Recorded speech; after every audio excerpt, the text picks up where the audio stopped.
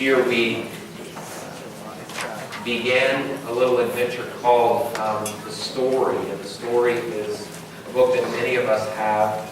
It's 80% scriptures and 20% are just transitions to help the flow of it feel like an ongoing narrative. It's in chronological form, taking us from Genesis, and by the time we finish, all the way through Revelation. Where we find ourselves now, we've gone through Genesis, Exodus, Leviticus, Numbers, Deuteronomy, Joshua. Last week we were in the book of Judges. Now just before we leave Judges, we're going to hit Ruth. And Ruth takes place during the period of the Judges. It's a period from about 1375 BC to about 1050 BC. It's 325 years. It's a period of the dark ages for the children of Israel. It's a bad, bad time. And so, over the period of this 325 years, they're going to spend about a third of it in captivity to one enemy or another. Okay? So, just prior to leaving this period, I want to lift up a very bright light that we find during the book of Judges, and that bright light is Ruth. And that's the book that we're going to be focusing on this week. It's chapter 8 in your story. Now, when you open the book of Ruth and you look at the very beginning of it, you open up to what is not a good start. There is a famine that is occurring in the Promised Land. Now, it's never good when you finally get to your place of promise and you realize that even in the place you most wanted to be, that nightmare still happened. They were coming to a place that they had been promised for years, a land flowing with milk and honey. And they had been longing to enter this place, and they finally did. And what happens in the Promised Land is this massive famine that is destroying the land, and many, many people are dying. Well, during the course of this time, there's a lady by the name of Naomi who was married to a man by the name of Elimelech. They have sons, Mahlon and Chilion, and the story opens with things being so bad that they actually leave the Promised Land and they head to a place called Moab. Now, if you don't know this, Moab is a place where their enemies live. Things are so bad for them that they travel 30 miles down and around the Dead Sea, outside of the land of Canaan, to a place where their captors live.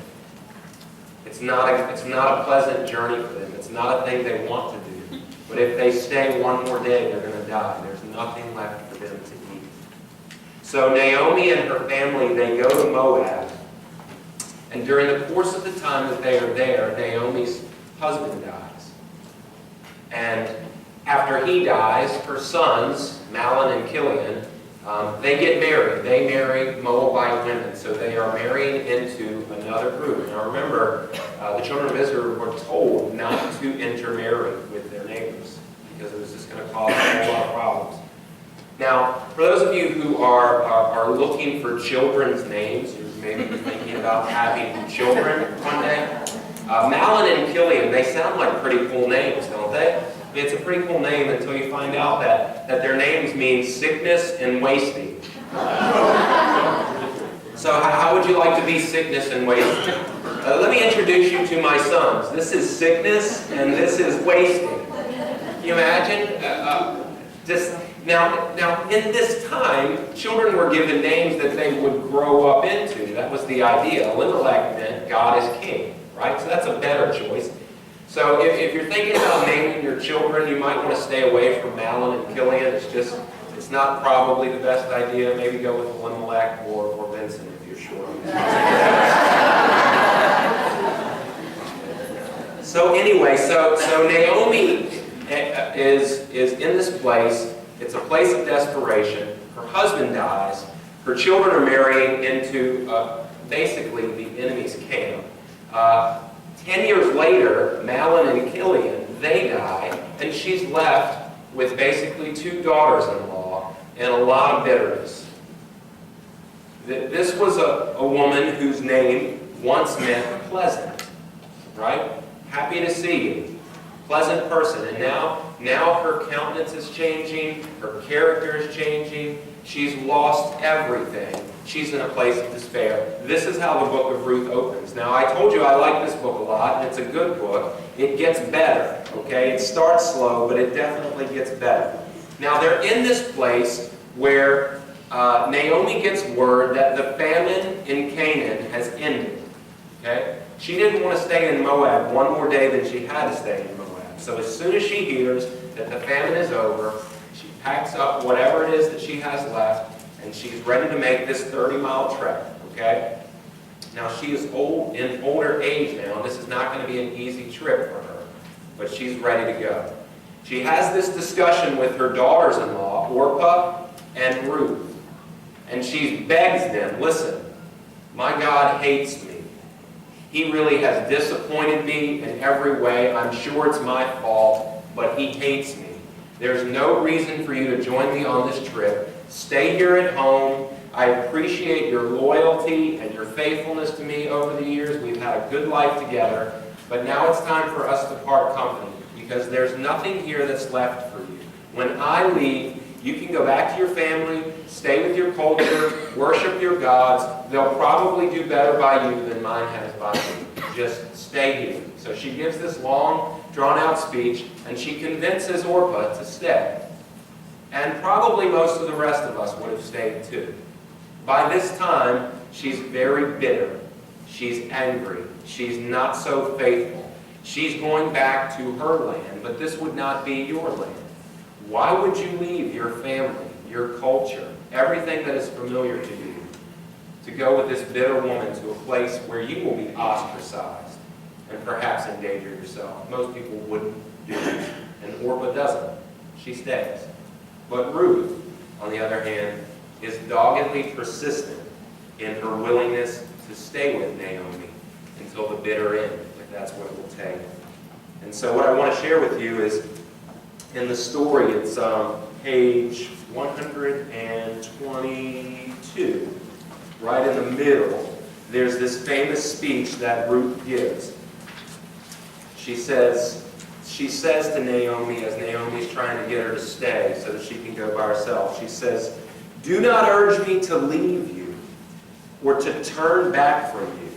Where you go, I will go, and where you stay, I will stay.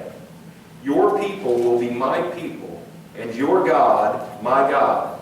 Where you die, I will die, and there I will be buried. May the Lord deal with me, be it ever so severely, if even death separates you from me." That's pretty powerful, isn't it? You've heard these words before, right? Normally you hear them where? Where would you have heard these words? You will hear them often at weddings, right? You will hear them as a part of a ceremony between a bride and a groom. Rarely will one say those kinds of things to their mother-in-law. Right? Where you go, I will go. Especially where you stay, where you lodge, I will lodge. Even in the best case scenario with mother-in-laws, living in the same house and in the same place is stretching it just a little bit. This is not the kind of thing that you would expect for someone to say to their mother-in-law. But this is where those words come from. So the next time you hear this in a wedding, remember the origin. It is not someone speaking them to their bride or to their groom. It is someone speaking them to their mother-in-law, of all people. Okay? So Naomi is in a kind of a terrible place, as I was saying, and her future looks incredibly bleak. She will return back to her homeland, but she no longer has a husband. So there's going to be no inheritance for her. She's totally destitute.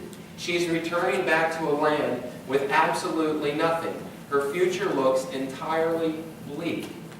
And here you have a woman, a daughter-in-law, who is an enemy, a foreigner, a stranger, someone who will not be received kindly, who says to her, listen, I am with you in this thing until the very end. Now, if you think about that for just a moment, this is the very first thing we learn about who Ruth is.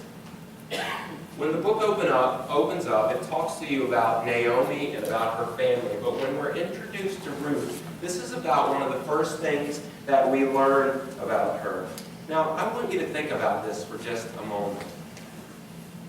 In the pages of the Hebrew Scriptures is being introduced to us someone who is loving in such a way that it's going to transform a life and many lives. But it's not a Hebrew man. It's not even a Hebrew woman. It's a foreign woman. It's someone who comes from the enemy of God's people. An entire book is named after this one, this redemptive figure here. I don't know whether you've thought much about this, but I want you to think about this for just a moment. This is the kind of love that is expressed through Ruth that has the capacity to change one's life, to take one from a place of disillusionment and bitterness and anger and regret and faithlessness, and actually, when applied, this love, actually change this person's life. Now I want you to think for just a moment, if ever you've had someone in your life who has loved you in just such a way. And then I want you to think about if you have had the courage with someone else to give that kind of love. Because you see, when many people talk about the book of Ruth, many theologians, many scholars will say to you that Ruth's character really is emblematic of what the church, the people of God, should be. This is the picture of you and I. This is the picture of the church. Ruth's love for her mother-in-law, so that it redeems this mother-in-law who once upon a time knew life and life to the full, but somewhere along the way her life got wrecked. And I wonder in this place, if not sitting in this room, if there are people that you don't know who are in a very similar place, who are disillusioned and hopeless and bitter. Now, if that is you, and there might well be some, in a crowd this size, I would imagine that there might be a few. Hang in there. The story will get better. Now, this is a story not with great fireworks, right? There's no parting of Red Seas. There's no speaking burning bushes. There's no manna from the sky. There's no tons of quail. There's no supernatural, miraculous things that are happening in this story. It's just the everyday, ordinary people living their lives and God working out His presence in the midst of all of it. I want you to think about Ruth's character. She's a very unlikely character, but her love will change everything. And so I just want you to think about, when you look at Ruth and you think about her character, I want you to think about yourself. And I want you to ask yourself, is that kind of love flowing through me to the people in my world who most desperately need it? We all need a Ruth. But I believe that God calls us in the very same way to be a Ruth. This is an amazing character, an amazing character. So you get to the bottom of the page, and when Naomi couldn't convince Ruth not to stay, she relents, and they go on this trip together. Now this trip's going to be very dangerous, okay? It's a 30-mile journey. It'll take them probably close to 2 weeks on foot. They will have to cross a river. They will have to go upwards of about 2,000 feet. There are bandits along the way. It's a very dangerous trip for two destitute women. They have no paved roads. They have no security. They have nothing. Okay? So they're going to make this trip. And then it says, the two women went until they came to Bethlehem. You know what Bethlehem means? It means house of bread. They are returning back to a place where they are going to find sustenance. Now when they arrived in Bethlehem, the whole town was stirred because of them. And the women exclaimed, "Can this be Naomi?" You get the picture that she looked a little different than when last they saw her.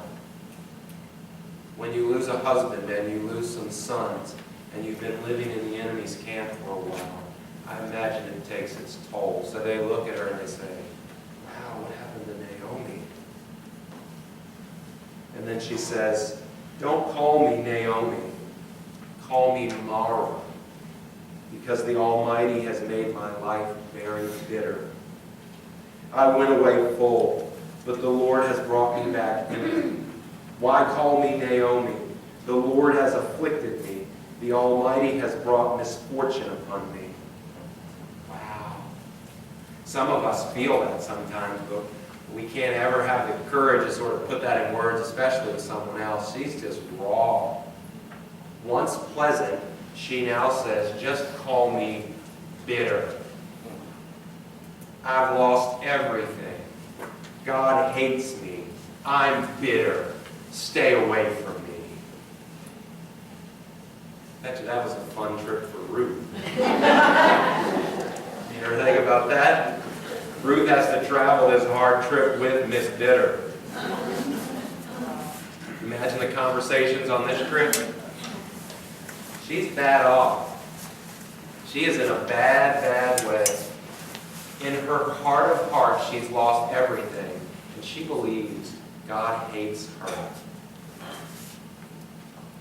Now, I know there are more than a few of you in this place who have felt those feelings. That when your life starts to crumble and things aren't going right, that you automatically think, God must hate me. Because why would I be in such a place if God didn't? If God loved me and I'm here, how could that possibly be? Anyway, here is Ruth, and here is Mara, here is Bitter. She's changed her own name. Hang in there, though. The story, I promise, gets better. Now, the Jews were not supposed to have any dealings with Moabites, much less marry them. There's a passage in Deuteronomy chapter 23, which says, no Ammonite or Moabite or any of their descendants for 10 generations may be admitted to the assembly of the Lord. Can you imagine what now Ruth is going to have to walk into? A culture that says, listen, there's no space for you. We hate you. Stay out. You're our enemy. Okay? So she's walking with a bitter person. She's coming into a bitter place. Can you imagine the character of this woman? And the commitment and the tenacity that she has to make her love real to someone that she deeply cares about, no matter what it cost her. This is not easy for Ruth, but she is committed. And it will not be easy for you to love the people around you who are difficult to love. For if you only had to do it for a day or a week, most of us could summon strength. But do it for longer, a month, a year, a lifetime, we lose heart. Unless we have strength from a place apart from where we can derive in our own selves. And that's where Ruth's story is going to diverge with our stories in just a little bit. This is a book that is named after a Moabite woman. And clearly in the Hebrew Scriptures, it was taught us that the children of Israel were to have nothing to do with Ammonites or Moabites. So they get to Bethlehem just as the barley harvest is beginning, and they have absolutely nothing. Fortunately, though, God knows, she remembers enough about the Scriptures to remember that God's welfare system for those who were destitute. Leviticus chapter 19 says this, when you reap the harvest of your land, do not reap to the very edges of your field, or gather the gleanings of your harvest. Do not go over your vineyard a second time, or pick up the grapes that have fallen. Leave them for the poor and the alien. I am the Lord your God. So in other words, after you've completed your harvest, don't go back and pick up the leftovers. We are going to leave those for the widows and the poor and the destitute among you. And Naomi remembers this. She knows she's coming back to a place during the beginning of the harvest season. And she knows that while they don't have anything, that according to the laws, that there's going to be something provided for them. It's what God wanted. It's what God called His people to do. Okay? So what happens is Ruth goes, they find a field, and she begins to pick up leftovers. And she and Naomi take from the leftovers of this field the field which happens to be a field of a relative, which they will find out later. It's the field of a man named Boaz, who is extremely generous, and his generosity blows Ruth away.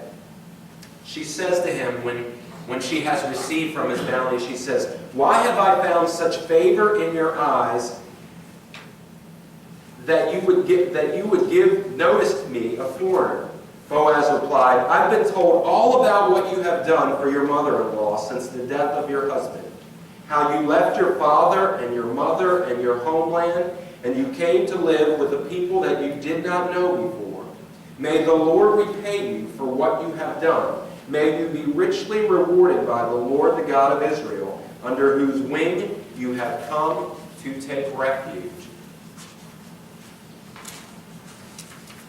News has traveled to this man Boaz about the goodness of Ruth. When you have this kind of life and you share this kind of love, news will travel. Do you know why? Because there's not many others who are living this way. When you see someone who sacrificially gives themselves on behalf of another, so much so that it doesn't make any good sense, people notice that, don't they? And Boaz has heard about Ruth. And he's thankful that there exists such a woman in the land. And he blesses her with his bounty. But I think perhaps there's also something else at work here. And this is something that it would be important for you to know as we go along. Boaz is not an Israelite himself. Or at least he's partial Israelite. Does anybody remember who Boaz's mother was? Do you know who Boaz's mother was? It was Rahab. Do you remember who Rahab was? She was a Canaanite prostitute who spared when the two spies were sent into Israel to check out the land. She was the one who spared their lives and enabled them to go back out unharmed. That's Boaz's mom. You think Boaz doesn't have a soft spot in his heart for people who are alien and strangers, people who are pushed to the margins, people who are cursed, people who are judged, people who are not accepted? I think he has a place in his heart. You see how God's story is now opening up? See, sometimes we look at God's story and we say, why did he just pick the children of Israel to bless? God wants to bless the entire earth. He just wanted to use the children of Israel as his tools to do so. And he was going to do it with or without them. He is introducing to us enemies now that he is lifting high and naming books after. God wants his mercy and his grace and his faithfulness and his love to go out to all people everywhere. And Boaz is now in a place where he is going to provide for Ruth and Naomi. Maybe, just maybe, there's something about not only the witness of her testimony and her love, but maybe, just maybe, there's a soft spot in Boaz's heart because he knows what it's like to be in a land where he has been judged and criticized and pushed to the margins and made to feel less than. Well, Ruth goes back to tell Naomi about the generosity of this man Boaz and finds out, in fact, that he is a close relative of the family. He's one of their kinsman redeemers. And that is a person who, if willing, could buy back the family inheritance and reclaim the family line that would have been lost without their intervention, which is exactly what Boaz is willing to do. You see, when Naomi comes back, her husband is dead and so are her sons. She has no inheritance. She has no hope. The only way that this could possibly happen, that her future and her hope could be restored, is if somebody in the larger family would take on this role of kinsman redeemer and restore the family name. And that's exactly what's going to happen. Naomi says to Ruth, hey, he's in our family. She gets sort of maybe a little gleam in that bitter eye of hers, and she says, hey, wait a minute, maybe there's a possibility here for a future and a hope for us. Stay with this guy. He's a good man. I know he's old as dirt. And I know he's not the guy you would pick for yourself if you were looking at a lineup of guys and could choose for a future husband. But he's a good man with a good heart, and he's got a little dough. So she says, let me tell you what you need to do to get this guy. Here's exactly what you need to do. Page 125 of the story right at the top. She says to Ruth, tonight he's going to be winnowing barley on the threshing floor. So I want you to wash, I want you to take a shower, clean up, okay? Put on some perfume, get dressed in your best clothes. I can't even imagine what those would look like when you're destitute, right? Where are you going to get, where are you going to get something nice, okay? Put on your best rags, and then go down to the threshing floor, but don't let him know you're there until he's finished eating and drinking. We want him in a good mood. Okay? And when he lies down, note the place where he's lying, and then go uncover his feet.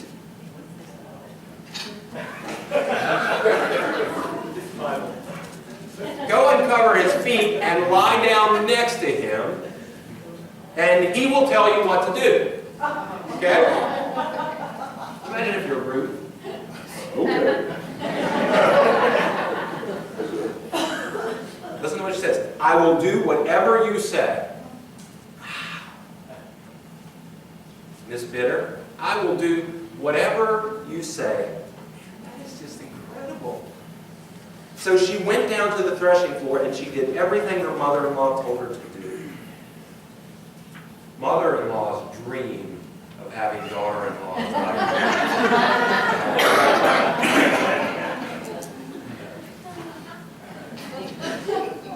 When Boaz had finished eating and drinking and was in good spirits, he went over to lie down at the far end of the grain pile. And Ruth approached quietly.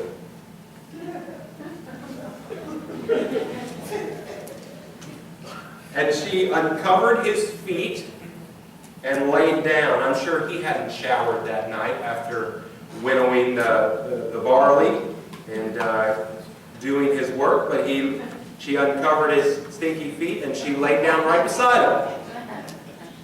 And in the middle of the night, something startled the man. He was asleep. He didn't even know that she was there. He turned, and there was a woman lying at his feet. Imagine that. And it's the middle of the night. Maybe he had a little too much to drink. I don't know. But he says, "Who are you?" He's old. I don't know. Maybe he's drank too much. Maybe he's tired. I don't know. It's dark. And she says, "I am your servant, Ruth." And she said, "Spread the corner of your garment over me, since you are a guardian redeemer of our family." In other words, forget this feet part. Open the whole blanket up to me, and let me come to lay beside you. She's informing him about the role that she would like him to play. She's proposing to him. So here's this old guy who wakes up in the middle of the night, and this pretty young lady is like proposing to him. This is a decent deal. And then he said, "The Lord bless you, my daughter."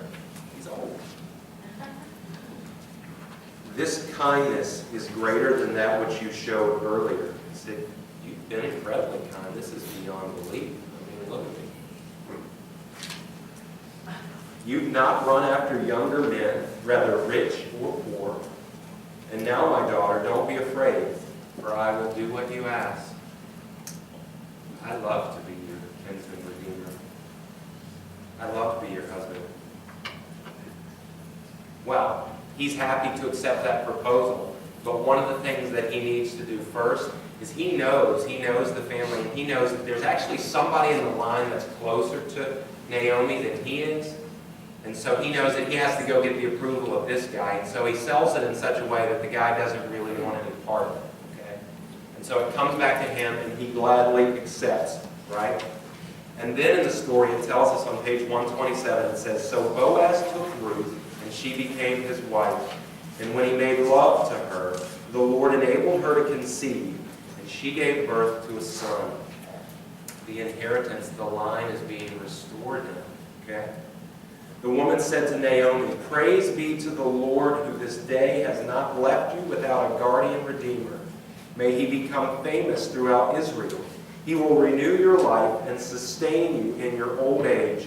For your daughter-in-law, who loves you and who is better to you than 7 sons, has given him birth."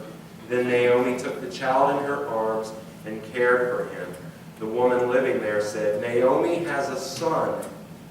Didn't say Ruth has a son. You get what's happening? The family's name, the family line is being restored. Naomi has a son. Not Mara has a son. She's not bitter anymore. Now God is providing for her, and she can see. She couldn't see God's hand at work in her life. She thought God hated her. She thought her life was over. She thought it was done. And God has worked through this daughter-in-law who she begged to stay in her own country. And he has brought things about in such a way that the line will be restored. And then they named him Obed. Now, the name Obed means worker. Okay? So it's a little better than Mallory. If you need a little work around the house, some things done, Obed might be the name for you. And it says, Obed, he was the father of Jesse. And Jesse was the father of David, King David. Ruth goes from not having a future and no family name to being remembered down through the generations as King David's great-grandmother. And she will eventually become part of the genealogy of Jesus Christ, who comes straight through that line. The line of prostitutes and enemies. That's the line of David, that's the line of Jesus. It's not a pretty picture, but it's God's redemptive picture for all people. That's the story of Naomi and Ruth. But you and I have a very similar story. I don't know if, as you were reading this story, you in any way could see yourself and understand how your story sort of intersects with their story, but it does in a very powerful way.